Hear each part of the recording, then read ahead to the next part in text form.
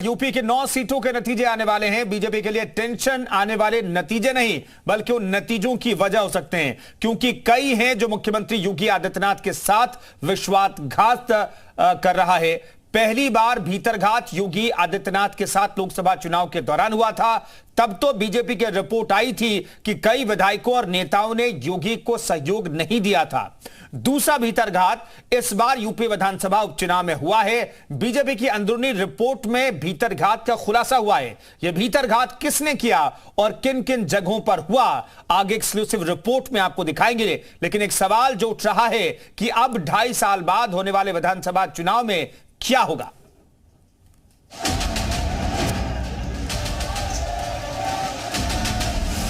नियुक्ति की प्रक्रिया में उसकी शुचिता, उसकी पारदर्शिता में किसी प्रकार का कोई खोट कहीं नजर नहीं आना चाहिए और जिस भी स्तर पर लापरवाही होगी वहां पर जवाबदेही भी सुनिश्चित होगी।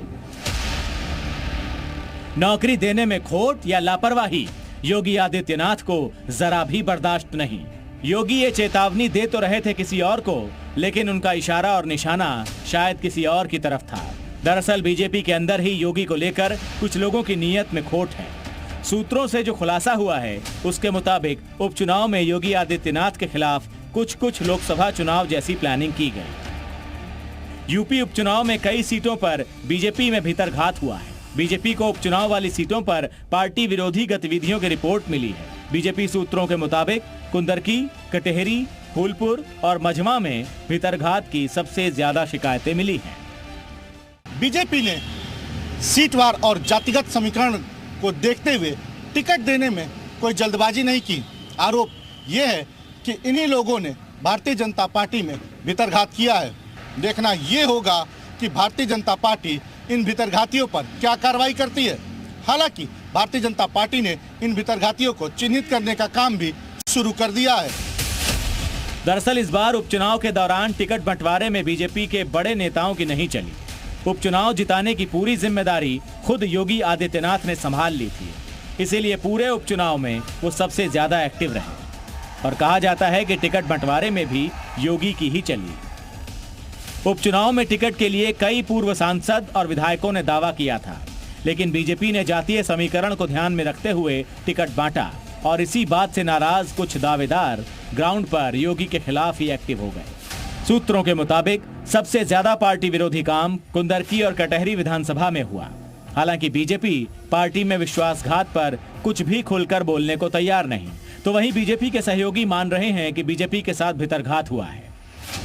राजनीति में है ना, कुछ ऐसे लोग के चरित्र होते हैं कि भारत माता की जय बोलते हैं जब मंच पर, लेकिन जब नीचे जाते हैं तो माँ को भूल जाते हैं और अपने हिसाब से निजी स्वार्थ में डूब जाते हैं। तो ऐसे लोग कुछ न कुछ जरूर पार्टी में आ जाते हैं। अब याद कीजिए, मतदान से ठीक कुछ दिन पहले यूपी के डिप्टी सीएम केशव प्रसाद मौर्य का वो बयान जिसमें उन्होंने योगी के नारे से दूरी बना ली थी, लेकिन 24 घंटे बाद ही उन्होंने डैमेज कंट्रोल करने की कोशिश तो की, लेकिन तब तक मैसेज तो पूरे देश में फैल चुका था कि केशव के दिल में योगी के लिए क्या चल रहा है। माननीय मुख्यमंत्री जी कोई उद्बोधन करते हैं, हमारे माननीय मुख्यमंत्री हैं, तो उस पर मुझसे टिप्पणी क्यों लेना चाहते हो? नहीं, माननीय मुख्यमंत्री जी जो भी बोलते हैं, अगर उसमें कोई सवाल है तो मुख्यमंत्री जी से करना चाहिए। उत्तर प्रदेश के मुख्यमंत्री योगी आदित्यनाथ जी एक संत हैं और संत का अपमान ना तो केशव प्रसाद बर्दाश्त करेगा, ना प्रदेश की जनता बर्दाश्त करेगी, ना देश की जनता बर्दाश्त करेगी। परिणाम से पहले बीजेपी के अंदर भीतरघात की बात ने विरोधियों को खुश कर दिया है। वो अपनी खुशी जाहिर भी कर रहे हैं और बीजेपी के मजे भी ले रहे हैं। चुनाव में आपस में सिर्फ फुटबॉल हो रही है आदरणीय योगी जी की, केशव जी की। योगी जी कह रहे हैं कि बांटेंगे काटेंगे, केशव जी कह रहे हैं हमारा नारा ही नहीं है। तो निश्चित तौर पर आम जनता में कहीं ना कहीं भारतीय जनता पार्टी के प्रति अविश्वास बढ़ा है और आने वाले समय में यह अविश्वास एक बड़ा रूप धारण करेगा। लोकसभा चुनाव के बाद ये योगी आदित्यनाथ का दूसरा टेस्ट है। लोकसभा चुनाव वाले टेस्ट में योगी आदित्यनाथ को उम्मीद से कम मार्क्स मिले थे और इसकी वजह बने थे पार्टी के भीतरघाती।